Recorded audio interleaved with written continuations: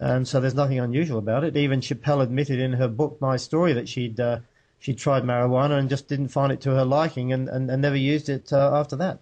But not a skerrick of drug in her blood or urine or anything when they investigate her after this situation in Bali, which is like someone that's going to drag, hydroponic marijuana over to Bali, and they haven't got anything in their system. It's just ridiculous, isn't it? It is very ridiculous. And why would a person who doesn't even like marijuana and doesn't like being around people who are stoned decide to take 4 kilos over there to try and sell on the streets in competition with the local drug dealers on a 2-week holiday? Insanity.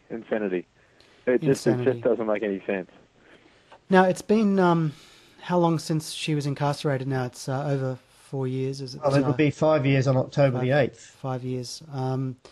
And how long is she sentenced? What is her current sentence? Her current sentence was 20 years. She was initially sentenced to 20 years. It was reduced to 15 years on appeal, and then it was reinstated back to 20 years. And she's had 10 months worth of remissions for public holidays. Independence Day holidays and things like that. So basically, on October the 8th, she'll still have 14 years and 2 months to run, barring further reductions in her sentence. Right. And can you just describe what sort of her conditions are like and what her current, mental and emotional state is? I think that's pretty important for our listeners.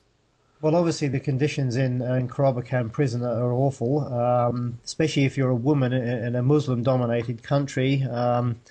You're basically locked in your cell from 4:30 in the afternoon until 7:30 in the morning, and even when you're allowed out, you're in a small compound within the jail. The women's compound is actually a walled-off section.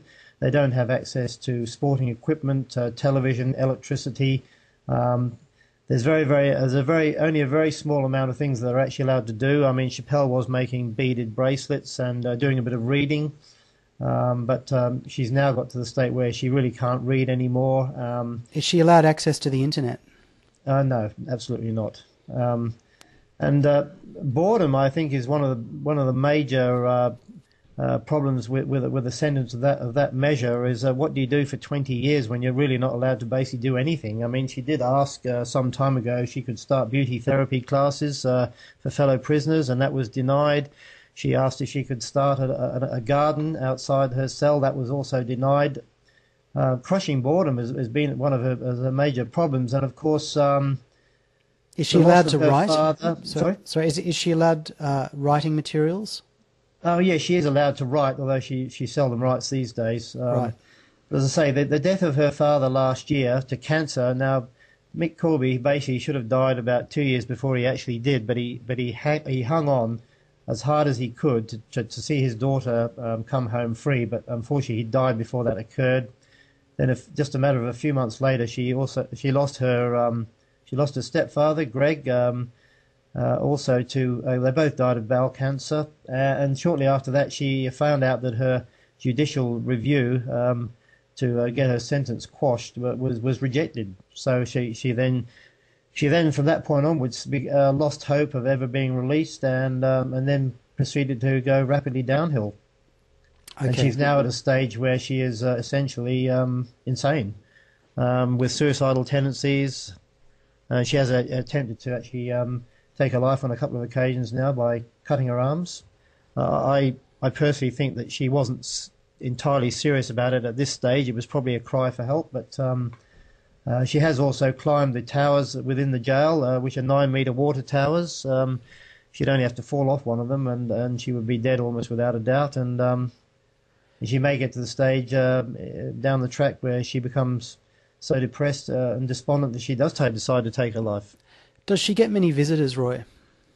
Well, she has her sister coming into the prison every day. The sister brings in her basic essentials, food, toiletries, and of course these more recently these days, Mercedes has actually had to go into the cell and help Schapelle wash and dress and eat. Schapelle has got to the stage now where she gets so confused sometimes that she can't even dress herself. She really is in a very, very bad way. Sometimes she gets to a stage where she can't speak. She goes into a catatonic state and just sits there totally out of it for quite some time. If you're listening out there and you're moved by this, please, as I have been, get on there and sign the petitions, write to the embassies, do what Roy asked at the website there, schapelle.net, because this girl needs some help, and if she dies, it's going to be partially our fault. So please get up and do something. And I just want to point out that, you know, with Truth News, we've been exposing a lot of issues where there has been complete lies that are disseminated through the media. And one of the reasons why this is such an important story for us to bring up tonight, apart from, you know, the fact that I, you know, care about a person who's suffering, but is that this is another example of how we see the media acting as a totally Orwellian force in our society, basically shaping what people think. And I don't think people realise it. And I really want people to understand how damaged they have been by the way the media has destroyed the reputation of the Corby family. And there's no getting around it. The fact that her sister won the case makes no difference at all. Because all that matters is that the mud was flung, you know. The mud was flung and enough stuck. And that's all people remember. If someone came on television saying they had bags of dope everywhere and they were like some crime family, it's over. I mean, these people who run the media have access to millions of people around the country, homes. They beam their television into people's homes and they sit down at dinner time and they watch this stuff, and it programs and brainwashes them. It doesn't matter whether it was proven in court that it was a lie. It makes no difference at all. We've got a criminal system running our media, and that's got to be the main point that I want to make from this show.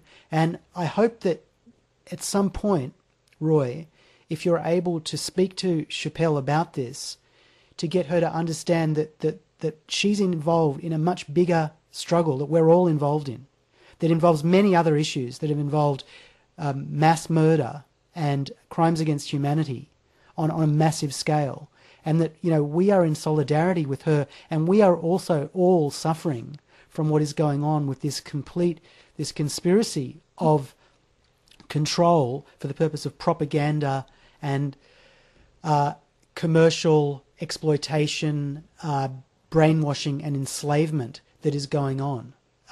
So if that can in any way help her to understand that, I'd love it if you could communicate that to her, because it might just give her a sense that there's something to pick up her spirits, to understand that we're all in this together. She's just getting a real rough end of the stick. I just hope that, you know, it might be one thing, because like sometimes people who are in an extremely difficult situation need to understand the bigger struggle, and know that it's not just about one person, it's not about one situation. As soon as I saw that there'd been this media propaganda campaign against Schapelle, I knew exactly what was going on.